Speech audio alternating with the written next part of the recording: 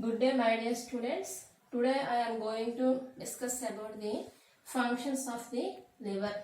Liver is the one of the important digestive glands. First one, structure of liver. Liver is the largest gland in the human body, and the normal weight of the liver is 1.2 to 1.5 kgs, and it is located below the diaphragm and abdominal cavity. And liver is formed by hepatocytes.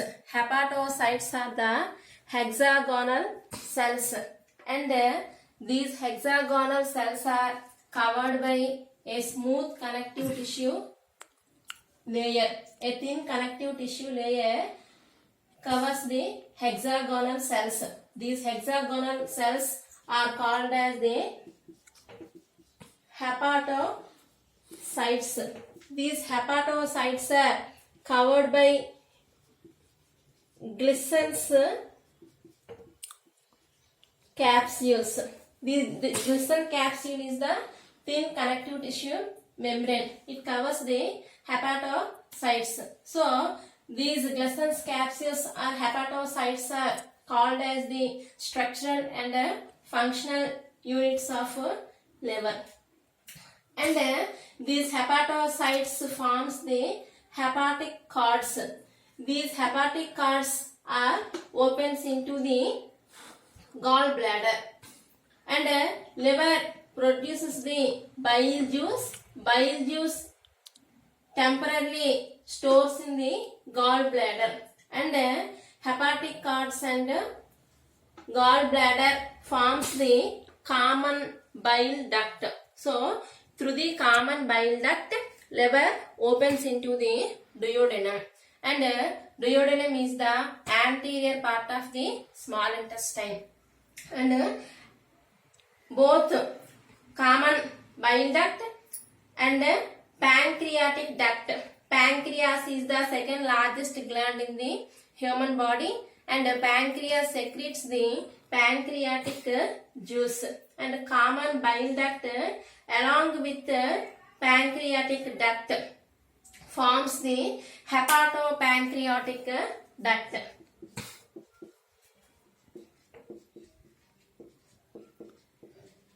So through the hepatopancreatic duct, both liver and pancreas opens into the duodenum. Where the hepatopancreatic duct opens into the duodenum, it is guarded by the sphincter of Verdini. Next one, we discuss about the functions of the liver. Liver plays a vital role in the human body, and it plays the vital role in the synthesis and secretion, etc. First one, it secretes the bile juice. Bile juice secreted by the liver, and bile does not play any role in the digestion, but bile juice contains the bile salts and bile pigments.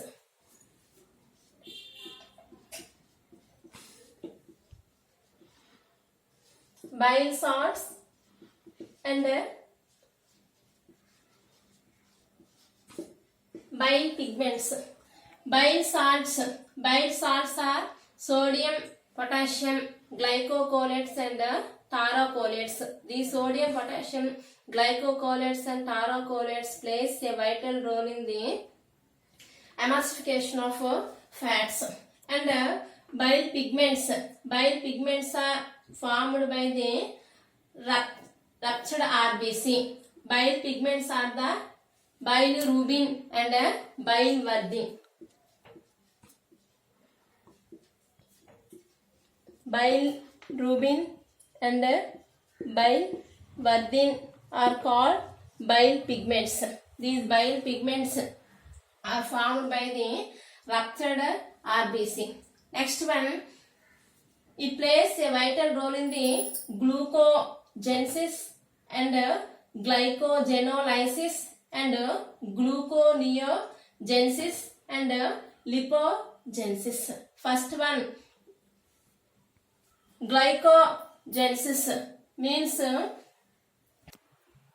it plays the key role in glycogenesis, glycogenolysis and gluconeogenesis. First, glycogenesis, conversion of glucose into glycogen, and glycogenesis, conversion of glycogen into glucose.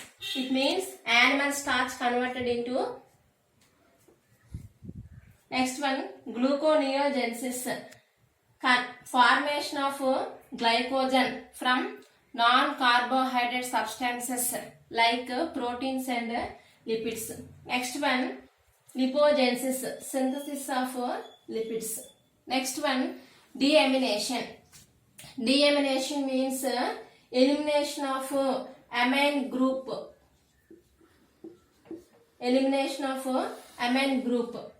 It means in the ornithine cycle, liver plays a vital role in the ornithine cycle. Ornithine cycle means formation of urea from ammonia. Next one, Cori cycle. In the Cori cycle, during the anaerobic respiration in skeletal muscle, glucose was formed. Next one, detoxification. It eliminates the toxic substances from the body, is called as detoxification.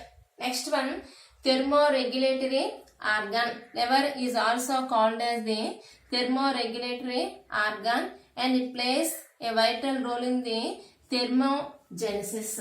Next one, it is act as the hemopoietic organ in fetus. Hemopoiesis means production of blood. In fetus, it plays a vital role in the production of blood, and also it is act as the erythroclastic organ in adults. The aging and ruptured RBC are enters into the liver. In liver, they are destroyed. Next one, it plays a vital role in the synthesis of plasma proteins. Plasma proteins like albumins, globulins, fibrinogen and prothrombin. It plays a vital role in the synthesis of plasma proteins like albumins, globulins, fibrinogen and prothrombin. First one, albumins and globulins are the one of the important plasma proteins. Albumins are useful for they maintain the colloidal osmotic pressure of blood, and globulins are nothing but antibodies. These are also called as the immunoglobulins. These antibodies plays a vital role in the immunity. They provide the immunity. It means they protect the organism's body from pathogens. Next one, fibrinogens and prothrombin. These two proteins plays a vital role in the coagulation of blood. During any injury occurs in the organism's body, these fibrinogens and prothrombins are useful for they maintain the hemostasis. Hemostasis is nothing but a stoppage of bleeding. Stoppage of bleeding is called as hemostasis. So, these fibrinogen and prothrombin are useful for the stoppage of bleeding during any injury occurs in the organism's body. Next, another important protein is the heparin. Heparin is the anticoagulant. Anticoagulant means it prevents the coagulation of blood in blood vessels. Next one, liver produces the Kupffer cells. Kupffer cells are the hepatic macrophages. Macrophages means tissue entering monocytes. Monocytes are the one type of white blood cells.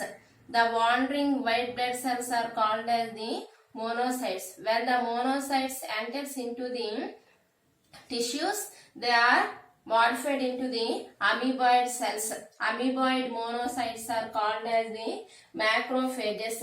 It is nothing but tissue fixing monocytes or tissue entering monocytes are called as the macrophages. So the macrophages present in the liver are called as the Kupffer cells. So the Kupffer cells are nothing but hepatic macrophages. These hepatic macrophages are useful for they engulf the bacteria present in the liver and they destroy the bacteria. So these are the important functions of the liver.